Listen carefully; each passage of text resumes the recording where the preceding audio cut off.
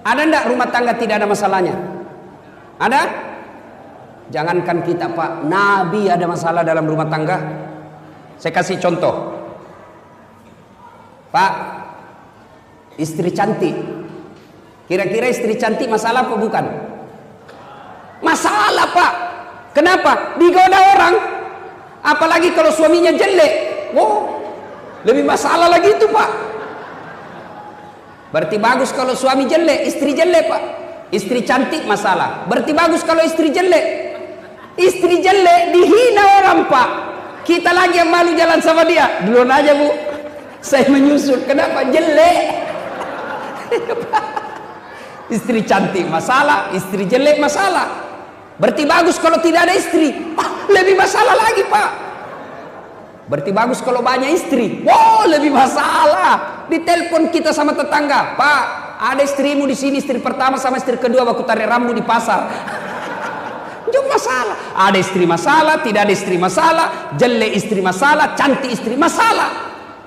Semua masalah Pak. Ini adik-adik mahasiswa, bapak-bapak yang sudah kerja. Waktu kuliah apa masalahnya? Kira-kira waktu kuliah apa masalahnya?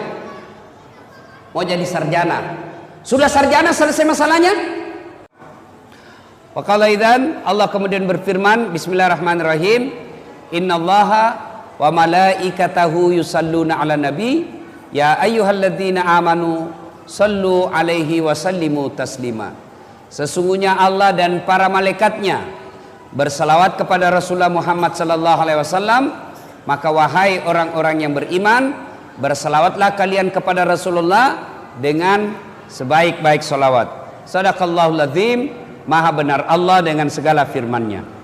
Ibu bapak, saudara-saudara sekalian yang saya hormati, pada taklim kita kali ini saya akan memberikan oleh-oleh untuk kita amalkan dalam kehidupan sehari-hari.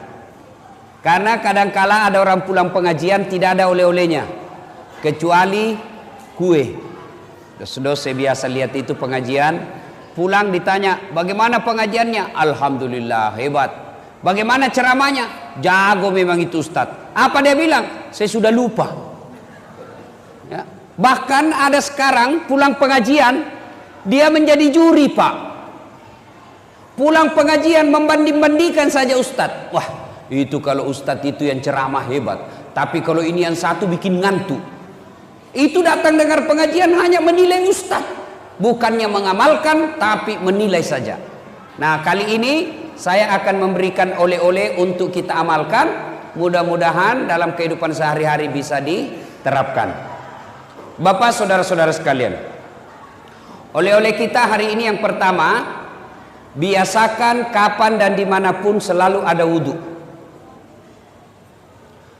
Mau ke pasar, wudhu dulu. Mau pergi kantor, wudhu dulu. Mau pergi ngajar, wudhu dulu. Mau pergi antar jemput anaknya, wudhu dulu. Bahkan ibu-ibu mau pergi gosip sekalipun, wudhu dulu. Nah sekarang, apa kelebihannya orang yang selalu ada wudhunya? Apa keutamaan orang yang selalu ada wudhunya? Buka Al-Quran. Al-Quran menjelaskan orang yang selalu ada wudhunya, innallaha yuhibbut tawabina wa yuhibbul mutatakhirin.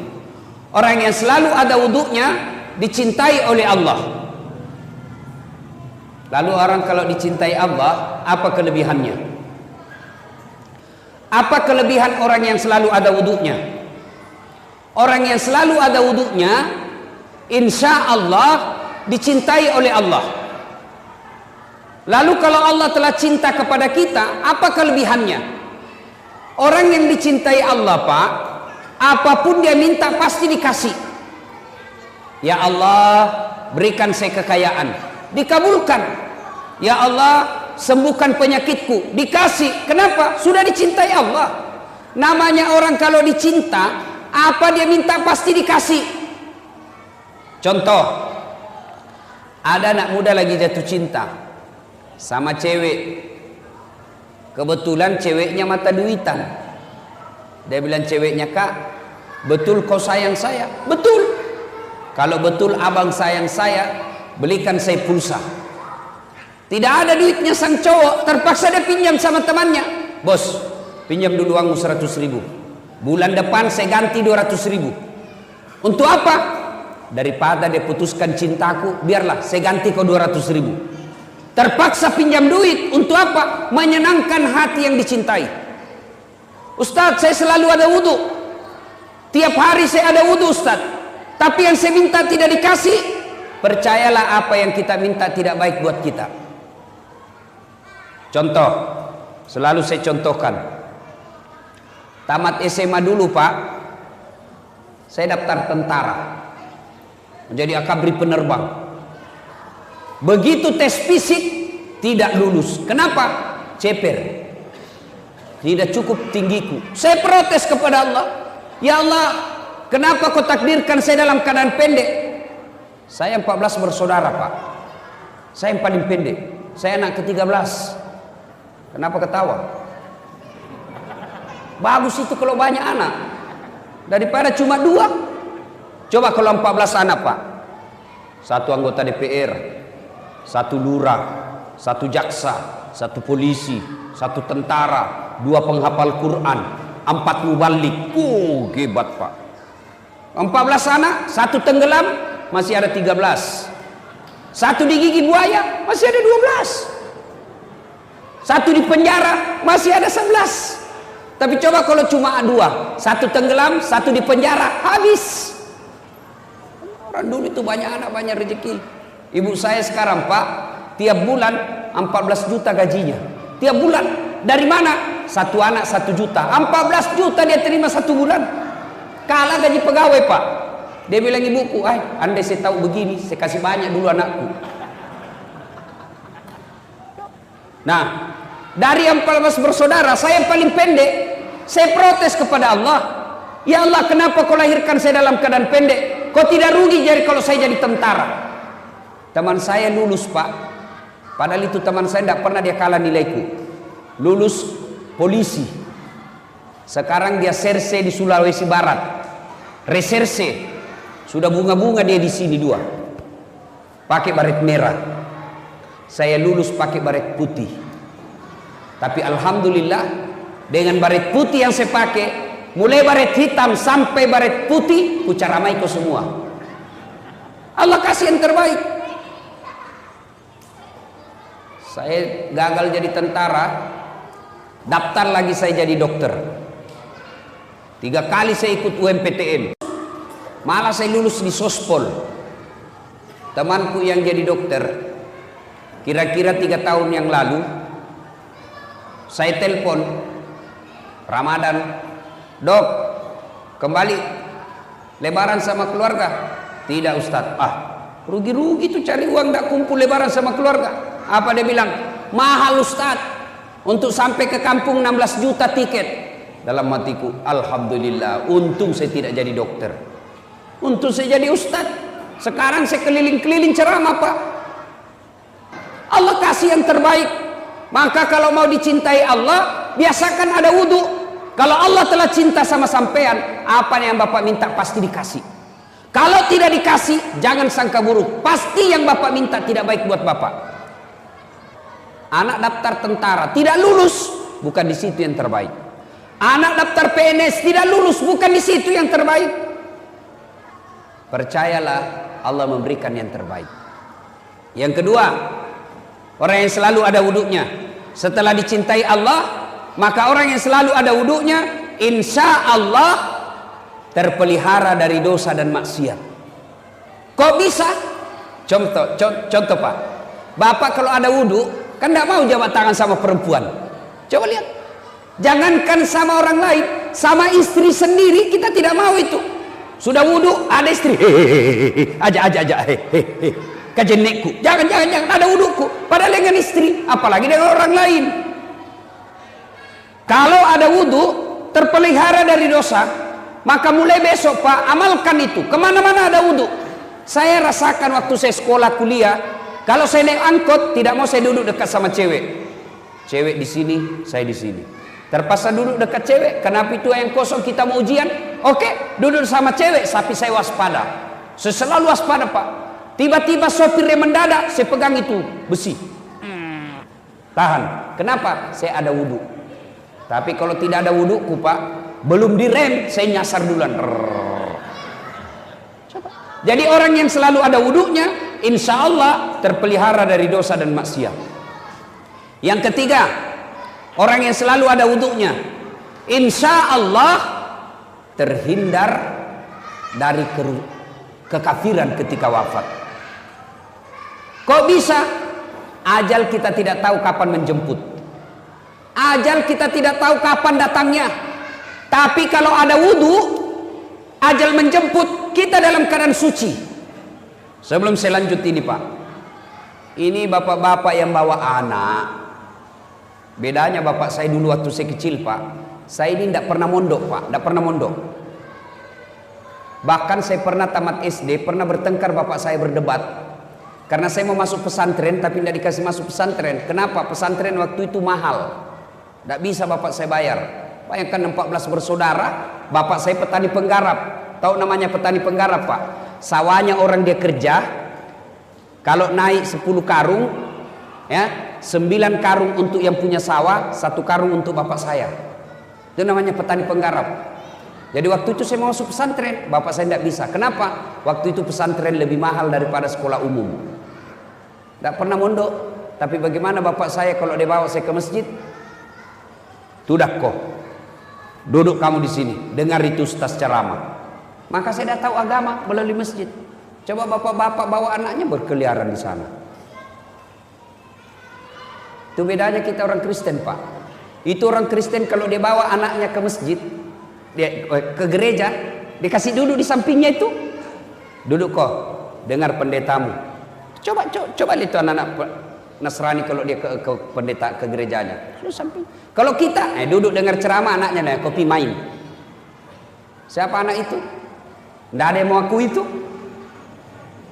Coba. Siapa anak? Tidak ada yang mau ngakui. Mestinya duduk di samping kita. Dengar. Masa kalau ulang tahun anak kita mampu kita kasih hadiah, dengar ceramah kita tidak kasih hadiah. Nah, Bapak saudara-saudara sekalian. Nah, kita tidak tahu ajal kapan menjemput. Tapi ketika ada wudhu, kita keluar rumah tiba-tiba ajal menjemput. Di perjalanan kita ajal, di kantor ajal, ada wudhunya. Subhanallah, kita mati dalam keadaan suci, menjemput, menghadap kepada Allah. Kita dalam keadaan suci karena ada wudhu. Yang keempat, keutamaan orang yang selalu ada wudhunya. Menurut Al-Quran, simahum fi wujuhihim min asaris sujud. Di muka mereka nanti di akhirat ada bekas sujud. Apa bekas sujud? Kata Nabi, mukanya bercahaya karena wudhunya.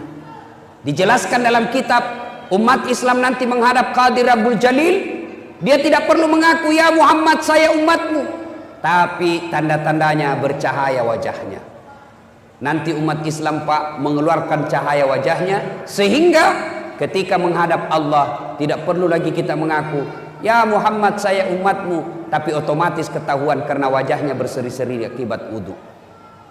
Maka oleh-oleh kita yang pertama, biasakan ada wudhu. Ibu-ibu ini biasanya kalau ada pengantin banyak perempuan tidak sholat. Kenapa? Gara-gara make up. Coba lihat perempuan kalau ada pengantin Pak, itu kayak mukanya dikira tembok, kuning, biru, abu-abu, coklat, krem, merah. Tiba waktu sholat, tidak sholat itu. Gara-gara apa? Make up. Maka solusinya wudhu dulu baru make up. Sudah itu tahan kentut. Biar sudah wudhu, kalau kentut batal. Dia bilang tidak keluar semua Ustaz, masih sedikit aja keluar. Biar sedikit batal. Satu, biasakan ada wudhu. Selalu ada wudhunya. Yang kedua, oleh-oleh kita hari ini, setelah selalu ada wudhunya, yang kedua, tiada hari tanpa sholat duha. Coba diamalkan. Bapak-bapak bekerja tujuannya apa? Memperbaiki dunia. Merantau dari Jawa, merantau dari Sulawesi, datang ke sini untuk apa?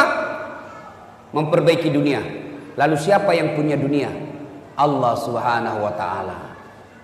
Allah memberikan resep, kunci Kalau mau sukses pekerjaanmu hari ini, maka biasakan sholat duha.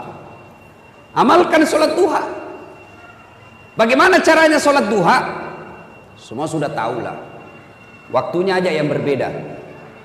Kalau tahajud, syaratnya harus sudah tidur. Waktunya malam hari. Berapa lama tidur? Biar 10 menit. Bapak tidur jam 12. Jam 12.15 menit bangun, sudah boleh sholat tahajud.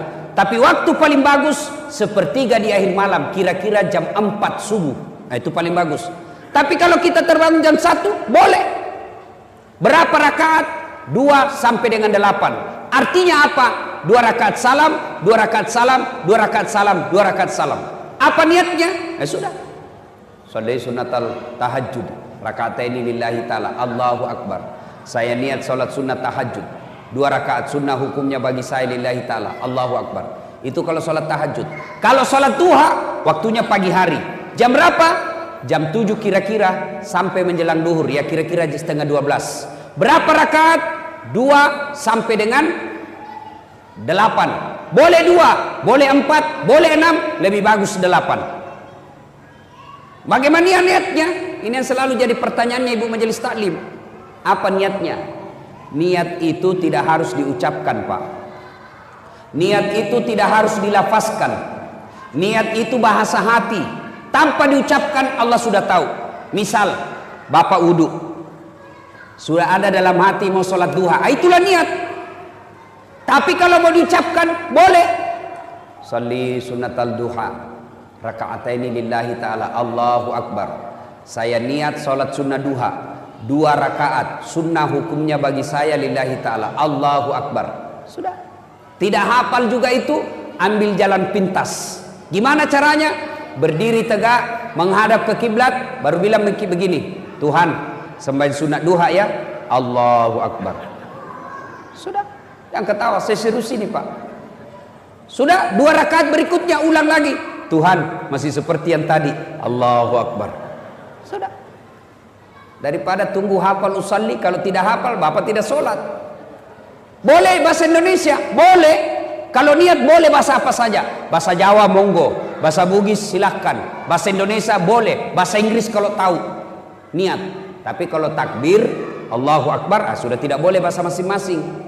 Kan pernah itu ada ulama di Jawa mengajarkan boleh sholat pakai bahasa masing-masing.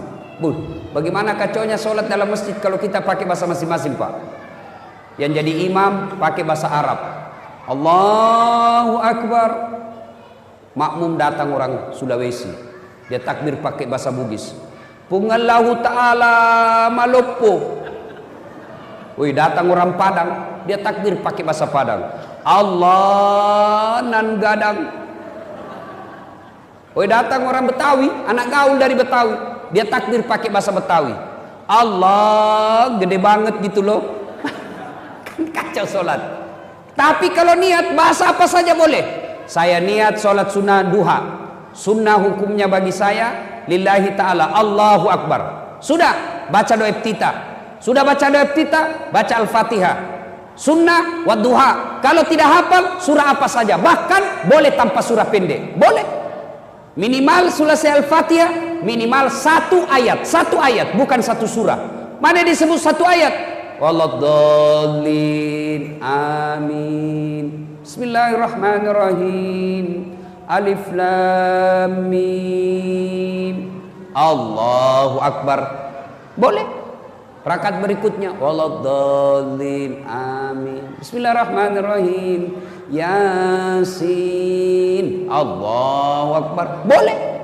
Tapi tentu beda pahalanya kalau Bapak panjang hafalannya. Kenapa? 1 huruf 7 pahala. Jadi makin panjang, makin banyak pahalanya. Yang penting jangan baca yang Bapak tidak hafal. Wattini. Agak berat ini Pak. Hafal-hafal setengah wattini. Baku sambung dengan walasri. Atau al-kafirun. Oh berat juga ini Pak. Biasa mutar nak mau sampai. Wala antum abiduna ma abud wala ana abidu ma abattum wala antum abiduna ma abud wala ana abidu ma abad wala antum abid wala ana abid. Dia bilang istrinya, kenapa itu tak putar-putar tidak mau sampai? Dia bilang, ini juga lah aku pikir. Kacau salatnya ya. Tapi kalau tidak hafal wadduha, surah apa saja. Al-Ikhlas rakaat pertama, rakaat kedua Al-Ikhlas lagi, boleh. Sudah, minta kepada Allah. 2 rakaat, Assalamualaikum warahmatullahi, Assalamualaikum warahmatullahi. Berdoalah. Berdoa harus bahasa Arab, tidak. Minta sesuai kebutuhan kita. Jangan minta sesuai yang apa yang diajarkan buku. Belum tentu apa yang ada dalam buku kita paham. Lebih baik kita curhat. Ya Allah, saya sudah capek jadi orang miskin ya Allah. Gimana saya mau bersedekah kalau saya miskin selamanya ya Allah. Bukakan pintu-pintu keutamaan dunia bagi saya ya Allah. Murahkan rezekiku ya Allah. Insya Allah kalau laku tanahku tahun ini saya kasih umrah orang tua saya. Masa Allah tidak kabulkan doa kita? Coba minta Pak. Tidak usah minta sama wali kota. Tidak usah minta sama gubernur. Politisi baik sebelum dipilih Pak kalau kampanye. Baik betul. Caleg-caleg ini sekarang Pak, gampang tahu caleg Pak. Mau tahu tanda-tandanya caleg gampang. Kalau tiba-tiba ketemu ndak kenal senyum, gampang senyum, ngajak traktir pasti caleg. Udahlah, daripada mengharap sama politisi, mending kita berdoa kepada Allah. Selesai salat duha minta kepada Allah. 2 rakaat salam minta. Naik lagi salat 2 rakaat minta lagi, ulang-ulang. Masa Allah tidak kabulkan? Kalau Allah sudah janji, ud'uni astajib lakum, minta kau kepadaku, pasti saya kabulkan. Itu janji Allah. Kalau Allah yang janji pasti dikasih. Saya bukan mau takabur Pak. Ini memperkenalkan diri saja. Itu tadi MC masih kurang gelar saya disebutnya Pak. Tuh kalau gelar saya disebut panjang betul Pak. Kalau disebut gelarnya Doktor Dasat Latif, tidak usah sebut hajinya karena hajinya sudah 7 kali. Jadi kalau dipasang hajinya 7, hahaha. Belum lagi umrohnya, tidak usah. Doktor Dasat Latif, SOS, Sarjana Sosial, SAG, Sarjana Agama, MSI, Master Science, PhD, Philosophy of Doctor. 2 doktornya Pak. 2 sarjananya. Kok bisa? Sholat duha rumusnya. Dulu waktu saya sekolah Pak, SMA dan kuliah, kalau bunyi bel, istirahat. Kawan-kawan saya lari ke kantin, saya masuk ke musalla. Saya berdoa kepada Allah, ya Allah, saya terima nasibku orang miskin, saya terima nasibku orang kampung. Tapi jangan pula engkau miskinkan ilmuku. Jadikan diri hamba sebagai pusat ilmu pengetahuan. Jadikan diri hamba kebanggaan buat orang tua saya. Murahkan rezekiku dalam menuntut ilmu ya Allah. Sudah saya berdoa 2 rakaat saja. 2 rakaat 5 menit. Berdoa 3 menit. Paling 8 menit. Masih ada waktu 22 menit. Selesai sholat, selesai berdoa, baru saya ke kantin kalau ada uang. Kalau tidak ada uang, cari anak orang kaya yang beleng-beleng.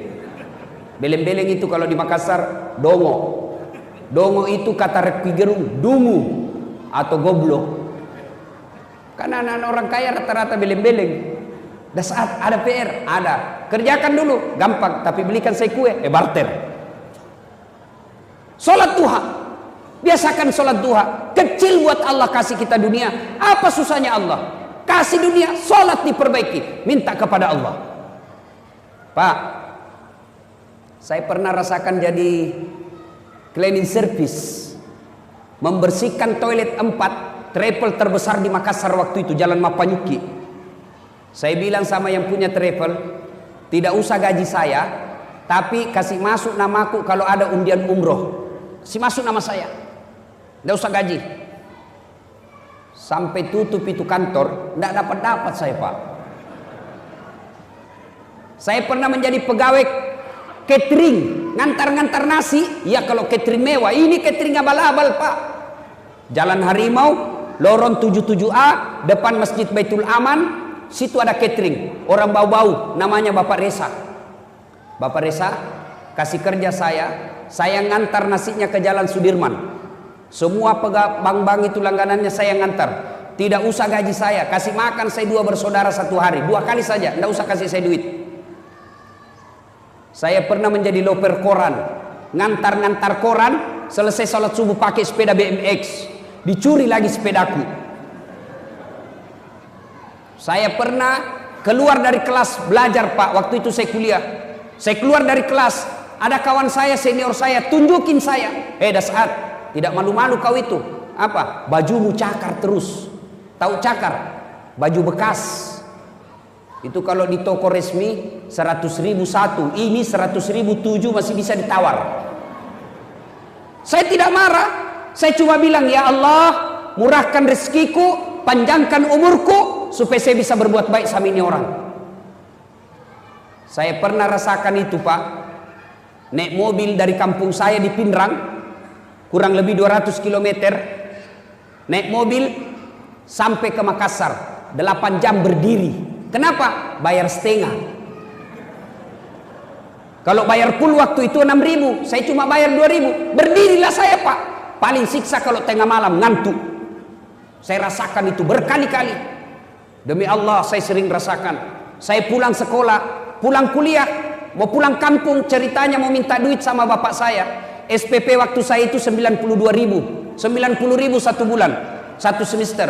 Saya pulang kampung, begitu saya buka tutup nasi, nasinya saja mamaku dia cuma campur apa Pak? Garam, kasih minyak kelapa dengan kelapa muda, digabung-gabung itu garam, minyak kelapa dengan minyak dengan kelapa muda dicampur dengan nasi baru dimakan. Saya bilang sama adekku, ndak usah kau minta uang pembayaran. Kalau kau minta, bapak berpikir ibu stres, belum tentu ada uangnya. Lebih baik kita senangkan perasaannya. Kenapa kau das? Tidak ji Pak, datang-datang saja. Padahal saya mau minta pembayaran, tidak jadi, saya pulang. Saya sering rasakan jalan kaki, tapi biiznillah, dengan izin Allah, tidak pernah lepas salat duha aku Pak. Saya pegang betul itu namanya salat duha untuk pintu dunia. Alhamdulillah. Kalau dulu saya menjadi pegawai catering, pegawai cleaning service supaya bisa umroh, alhamdulillah sekarang saya punya travel sendiri. Saya bisa umroh kapan saja saya mau. Bahkan mengumrohkan orang. Dengan izin Allah, kalau dulu saya jalan kaki, alhamdulillah saya sudah punya mobil beberapa unit. Bahkan yang saya pakai sekarang Pak, belum cukup 5 di Makassar mobil seperti itu. Dengan izin Allah. Gimana rumusnya Ustaz? Sholat duha. Jadi bapak kalau mau baik anaknya, suruh sholat duha, pelihara dengan baik. Ibu-ibu, mau bantu suami cari nafkah? Mau ibu? Mau? Ibu ndak usah dagang kiri kanan, nanti difitnah orang. Wih, begitu suaminya pergi, dia pergi juga. Gimana caranya? Tinggal sholat duha di rumah. Suami pergi, ibu sholat duha 8 rakaat saja, paling lama setengah jam. Kadang-kadang ada juga 2 rakaat cuma 1 menit. Allahu Akbar, Allahu Akbar, Allahu Akbar, Assalamualaikum. Amin. Sudah. Saya tanya, kenapa cepat sekali sholat duhamu? Saya sudah hafal Ustaz. Kalau soal hafal, kau bilang saja begini, Allahu Akbar, Tuhan, bacaannya sama kemarin, Assalamualaikum warahmatullahi. Sudah begitu saja. Sholat duha ibu, selesai sholat duha, ibu menghadap kepada Allah. Salawat dulu supaya cepat doanya diijabah Allah. Ya Nabi salam alaika, ya Rasul salam, salam alaika. Sambil ibu bayangkan suami cari nafkah, dorong-dorong gerobak, sambil ibu bayangkan jual-jual bensin suaminya, sambil ibu bayangkan lagi di sawah, sambil ibu bayangkan lagi di pasar suaminya cari nafkah, ibu salawat mengharapkan ridha Allah. Ya Nabi salam alaika, ya Rasul salam, salam alaika, ya Habib salam alaika, salawatullah alaika. Ini kalau saya di Sulawesi salawat begini semua jamaah ikut. Di sini dia lihat saya, bingung juga saya ini. Dia kira saya barangkali nyanyi. Ya Nabi salam, ya Rasul salam, salam alaika, ya Habib salam alaika, salawatullah alaika. ada juga sudah saya dengar tidak dia hafal, dia cuma sudah bagus lah itu. Pak, Ibu, sudah sholat duha, selawat, minta kepada Allah. Tidak harus bahasa Inggris, tidak harus bahasa Bugis, tidak harus bahasa Arab. Bahasa apa? Bahasa ibu. Apa bahasa ibu? Bahasa sehari-hari kita. Bahkan boleh berdoa pakai bahasa isyarat. Bahkan paling ringkas boleh berdoa begini, ya Allah, Engkau sudah tahu apa yang ku mau, kabulkan ya Allah. Selesai. Paling ringkas itu. Puang, musen niagai melo alenda.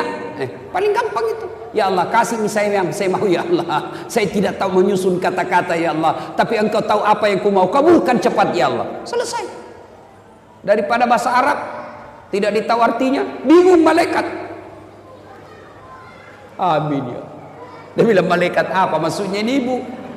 Mau minta rezeki, dia disuruh kawin lagi suaminya. Silakan minta kepada Allah. Doa selesai sholat duha, dengar baik-baik Bu. Bahasa Indonesia. Ya Allah, jika rezeki suami saya masih di atas langit, turunkan. Jika masih dalam tanah, munculkan. Jika masih jauh, dekatkan. Jika masih sedikit, cukupkan. Dan yang lebih penting ya Allah, berkahkan. Coba. Selesai sholat duha, selesai berdoa, SMS suaminya, Pak, jangan menghalalkan segala cara, jangan putus asa. Baru saja Bapak saya doakan dalam sholat duhaku, insya Allah Bapak dapat rezeki hari ini. Masya Allah. Kita sebagai suami, Bu, dengar baik-baik Bu, ini rahasia laki-laki. Dengar baik-baik Bu, jangan kasih tahu yang tidak datang pengajian. Rahasia laki-laki, rahasia suami, itu kalau dapat SMS doa seperti itu, dia kasih lihat semua temannya. Saya kalau dapat SMS begitu, saya kasih lihat semua temanku, istri yang soleha. Coba lihat bagaimana kita mau poligami kalau istri baik begini. Iya Pak Tok? Iya. Bapak pernah di SMS begitu? Ibu-ibu pernah SMS suaminya begitu? Pernah? Paling SMS-nya, Pak, jangan lupa singgah beli beras. Pak, jangan lupa singgah beli telur. Padahal tentara suaminya singgah beli telur. SMS lah suaminya sekali-kali dengan doa. Bagaimana suami tidak mau cari ganti kalau ibu tidak pernah sholat duha? Suami tiba-tiba ada berita, Bu, SMS temannya ibu, Bu, saya lihat suaminya bonceng cewek, gelisah. Maka istri yang baik, dia bangun atau dia sholat duha, sholat hajat, minta pertolongan kepada Allah. Ya Allah, Engkau yang mengatur rasa cinta dalam hati suamiku, palingkan hati suami saya, bikin dia pusing kepalanya kalau dia tidak lihat saya 2 jam. Pulang lagi tiap 2 jam, pulang lagi. Ya Ibu, sholat duha. Pak, punya anak SMA, SMP, ajari sholat duha. Bapak harus tahu jam berapa istirahatnya. Istirahat anak, telepon dia Pak. Nah, sudah sholat duha? Belum Pak? Tutup ya. Sholat dulu nak ya. Sebentar Bapak telepon lagi. 10 menit kemudian telepon lagi. Jangan berhenti sebelum dia bilang sudah. Sudah. Kewajiban Bapak mengawasi anak sudah bagus. Coba, bagaimana anaknya mau sholat duha, bapaknya aja tidak. Coba jangan remeh itu sholat Pak. Kecil buat Allah kasih Bapak. Apa susahnya Allah kasih yang kita mau? Kalau Allah yang mau kecil ini dunia, gimana caranya? Perbaiki sholat. Saya kasih logika sederhana. Ada enggak manusia tidak punya masalah Pak? Ada?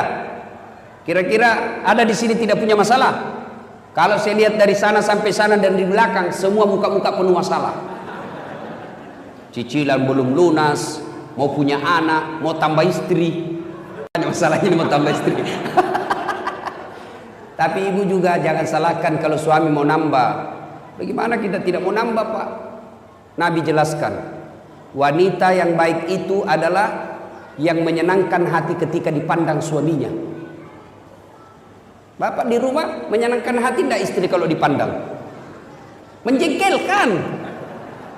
Mau tidur rasa 3 hari tidak dicuci dia pakai. kelihatan tali BH, bego, robek-robek dasternya, ndak sikat gigi masuk kamar, nonton TV angkat kakinya, makan kacang, pegang sinetron, nonton film India. Sudah itu dia bandingkan suaminya sama Sahrul Khan. Wah, terlalu tinggi tembakannya. Gendut, malas masak, menguap aja kerjanya. Kita nonton cewek-cewek cantik di sinetron, kita lihat istri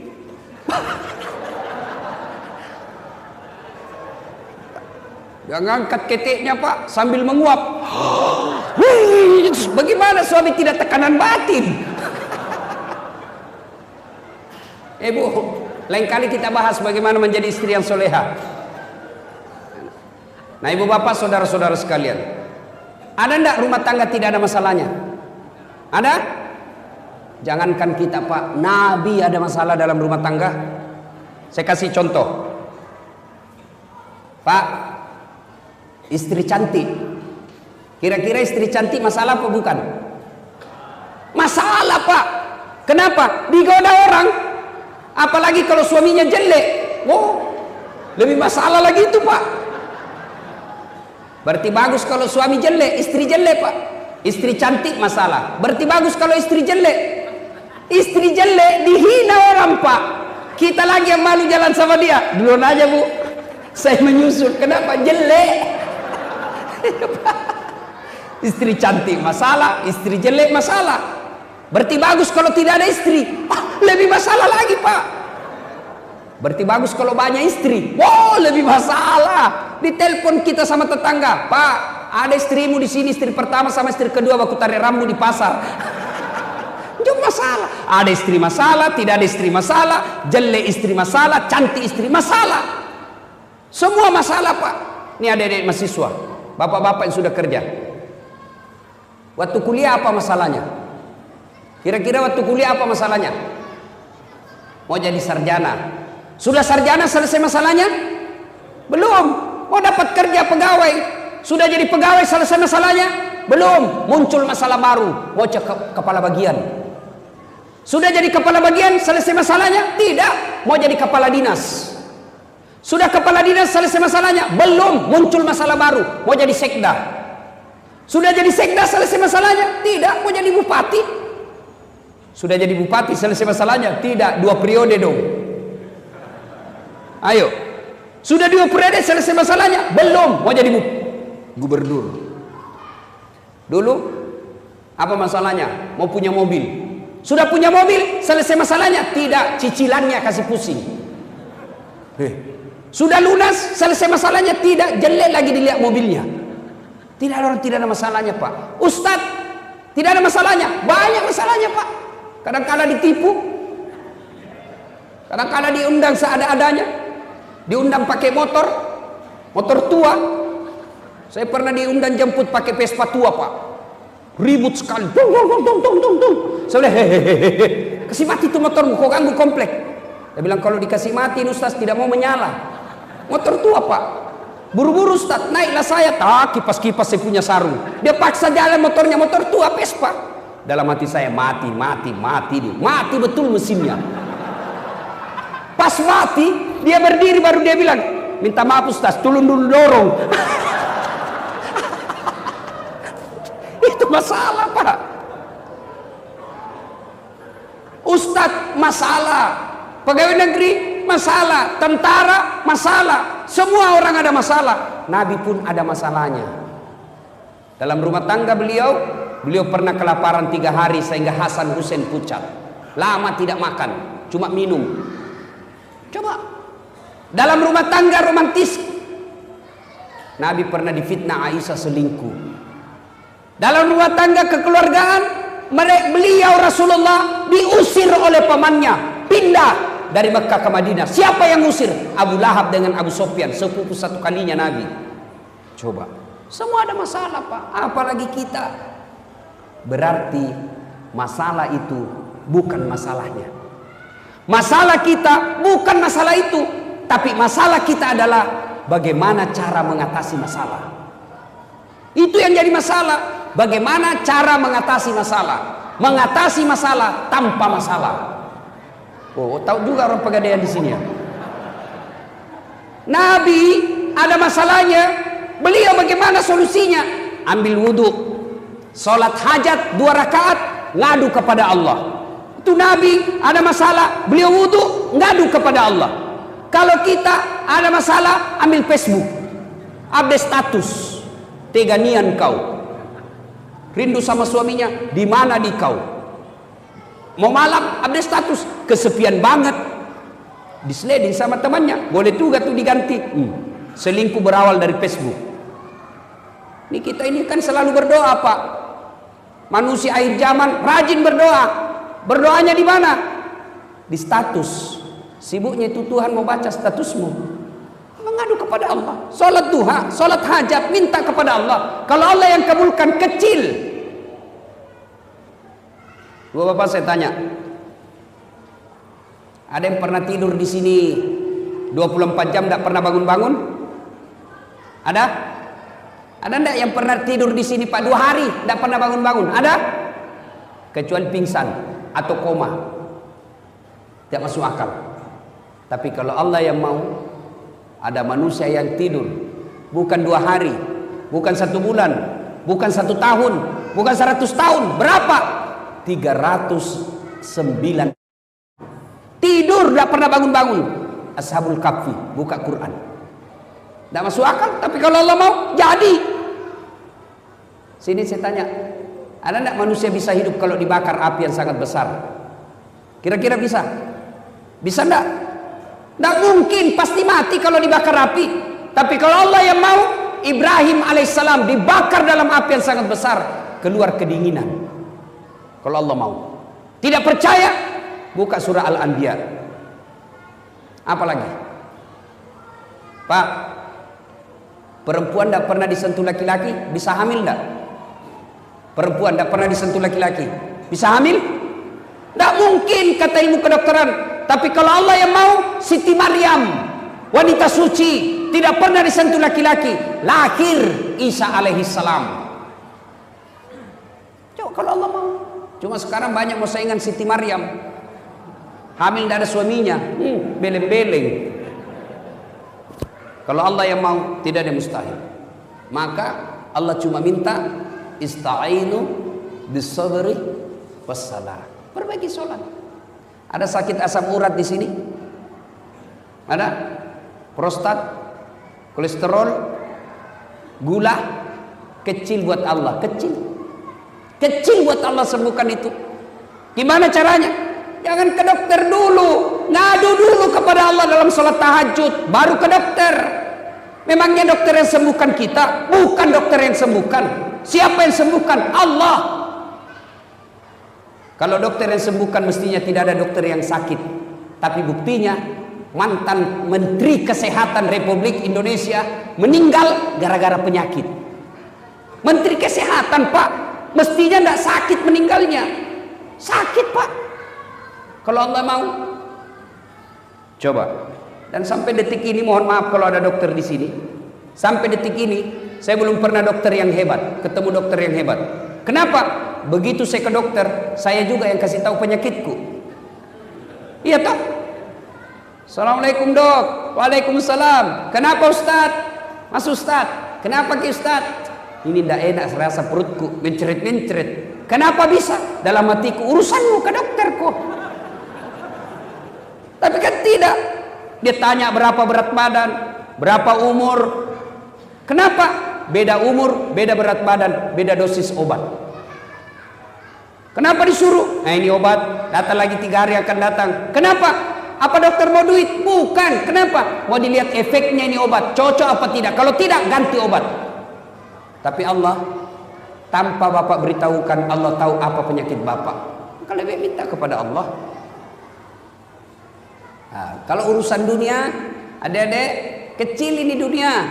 Kecil buat Allah kasih kamu insinyur, kecil buat Allah kasih mobil, kecil buat Allah lunasin utang. Caranya apa? Ngadu kepada Allah, sholat diperbaiki. Gimana mau baik dunia kita? Kita anggap renteng itu sholat. Tak mungkin. Jadi rumusnya perbaiki sholat. Mana mau sholat duha 5 waktunya saja bolong-bolong. Saya kasih contoh. Kenapa hidup kita tidak susah seperti ini? Susah betul lunas utang, susah punya rumah, susah punya mobil, susah punya anak yang baik. Kenapa? Karena kita jauhi Allah. Contoh, suatu ketika saya pergi mencukur, gunting rambut. Yang cukur saya antara laki-laki dengan perempuan. Tahu kan makhluk seperti ini? Cala bayi. Saya bilang wandu, wanita doraka. Laki bukan, perempuan bukan. ACDC. Makhluk seperti ini kan cerewet, Pak. Waktu dia cukur saya cerewet betul. Semua dia komentar. Saya diam-diam saja dengar. Nanti saya tersinggung waktu dia bilang, Ustadz, saya tidak percaya Tuhan Maha Pengasih. Langsung saya pukul tangannya. Hah? Sembarang dia bilang ini bencong. Kenapa bilang begitu? Kalau Tuhan Maha Pengasih, Ustadz, kenapa ada peminta-minta di jalan? Dalam hatiku, benar juga ini orang. Tapi tidak usah diajak ke debat. Apa gunanya jenis kelaminnya aja tidak jelas, bikin habis-habis kuota. Keluarlah saya. Pas saya keluar ketemu orang gondrong. Tahu gondrong kan? Saya panggil, ini jawabannya. Saya panggil itu gondrong, sini dulu. Kau ikut sama saya kasih kau 50. Ikutlah dia. Saya kembali ke salon itu. Assalamualaikum. Waalaikumsalam. Kenapa lagi Ustaz? Sini dulu, Deng. Saya tidak percaya ada tukang cukur di sini. Sembarang Ustaz bilang, itu barusan kayak syukur kau. Saya tidak percaya ada tukang cukur. Kalau ada tukang cukur di sini, kenapa ada di gondrong? Begitulah kita, Pak. Dia bilang ini tukang cukur. Dia gondrong karena dia tidak datang. Coba kalau datang, saya gondol Ustaz. Gimana kita tidak punya masalah? Kita tidak pernah datang kepada Allah. Kita berdoa, ya Allah perbaiki hidupku, ya Allah muliakan usiaku, ya Allah persempurnakan hidupku, ya Allah angkat derajatku, ya Allah muliakan bisnisku. Allah jawab, oke, sini kau kalau mau, hayya alal falah, sini saya kasih kau kemenangan. Tapi apa jawaban kita? Tunggu. Pantas hidup kita susah, Tuhan disuruh menunggu. Makanya Bapak perbaiki sholat, biar dia tidak insinyur. Kalau baik sholatnya aman dunianya, Pak. Tapi kalau tidak beres sholatnya, tinggi sekolahnya, kurang ajar. Coba lihat anak-anak sekarang, Pak, sopan sama cowoknya. Kalau sama cowoknya, terserah abang aja deh, saya ikut aja, mana yang abang menurut cocok. Itu sama pacarnya, sama bapaknya kurang ajar. Mana buktinya? Periksa HP-nya anak-anak bapak di rumah. Kira-kira siapa wallpapernya, Pak? Anak-anak bapak di rumah buka handphonenya, siapa gambarnya di sini? Gambarnya bapaknya. Anak mahasiswa saya periksa. Wih, gagah betul cowoknya, Pak. Wih, gagahnya cowokmu, Dek. Dia bilang enggak, galungnya ini Ustaz. Siapa ini? Lee Min Ho. Oh, siapa ini Lee Min Ho? Artis Korea. Oh, artis. Dia kenal kok? Tidak, Ustaz. Pernah kau di SMS? Tidak. Pernah kau dikirimi pulsa? Tidak. Bodoh. Ganti itu. Bapakmu di situ kau pasang. Bapakmu kasih sekolah kau. Gapus itu. Ganti mau fotonya bapakmu. Dia hapus. Tunggu paling Ustaz. Dia cari fotonya bapaknya. Oh, tidak ada Ustaz, sudah dihapus. Bapak Ibu saudara-saudara sekalian, perbaiki sholat. 5 waktu cukup, sempurnakan dengan sholat duha. Ini oleh-oleh yang kedua, perbaiki sholat. Yang ketiga, tiada hari tanpa bertaubat. Taubat itu apa berkaitan dengan dosa? Tidak.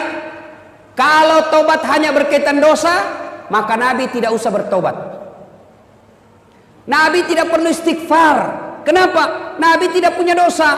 Bahkan dijamin oleh Allah, ya Muhammad, kalau ada dosamu, aku telah ampuni dosa-dosamu. Tapi apakah Nabi tidak pernah istighfar? Sekali beliau duduk, 100 kali istighfar. Astagfirullahaladzim. La ilaha illa anta subhanaka inni kuntu minadz dzalimin. Satu ketika Imam Ahmad tahu, Pak, muridnya Imam Syafi'i. Imam Syafi'i mengajarkan kunut, Imam Ahmad tidak. Suatu ketika Imam Ahmad bercerita, saya tidak tahu kenapa saya rindu sekali mau ke Basrah. Tinggal di Baghdad, ibu kota Irak, tapi mau sekali ke Basrah. Ibaratnya tinggal di Jakarta, rindu dengan mau ke Bogor. Padahal di Bogor tidak ada keluarganya, tidak ada sahabatnya. Imam Ahmad berkata, saya tak tahu kenapa saya rindu betul mau ke Bogor, mau ke Basra. Akhirnya menjawab kerinduannya, Imam Ahmad safar. Dia jalan, musafir ke Basra. Sampai di Basra, Imam Ahmad malam selesai sholat Isya, ngantuk, capek, mau tidur di masjid. Dilihat sama marbot, penjaga masjid. Kata marbot, Syekh, tal, pergi. Dia tidak tahu siapa ini diusir. Karena waktu itu belum ada foto. Orang umumnya tahu namanya tapi tidak kenal wajahnya. Tahu Imam Ahmad tapi tidak kenal wajahnya. Ya Syekh, keluar, tidak boleh tidur dalam masjid. Ini juga panitia masjid, Pak. Jangan larang orang tidur dalam masjid. Siapa tahu gara-gara dia tidur di masjid dapat hidayah. Yang dilarang dalam masjid itu bukan tidur. Yang dilarang apa? Ngiler. Kalau dia bisa tidur tidak ngiler, sudah. Bagaimana caranya? Suruh menghadap ke atas. Atau dia kasih bantal ininya. Nah, itu dia keluar. Sudah. Kenapa ngiler dilarang? Karena najis. Jadi kalau dia bisa bawa bantal dia tidur di masjid, silakan. Ada orang tidak bisa tidur di rumahnya, dia cari ketenangan, dia datang masjid bisa tidur. Masa kita larang? Saya sudah berapa kali ke Masjidil Haram, Masjid Nabawi, tidak ada ditulis dilarang tidur.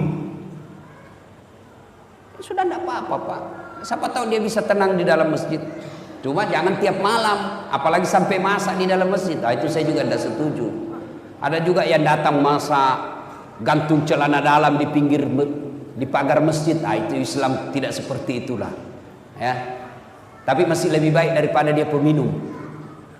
Nah, ibu bapak saudara-saudara sekalian, ini marbot berkata, "Yalah, pergi kau Syekh." Tidak boleh. Dia bilang, "Saya musafir." Tidak boleh, keluar. Didorong.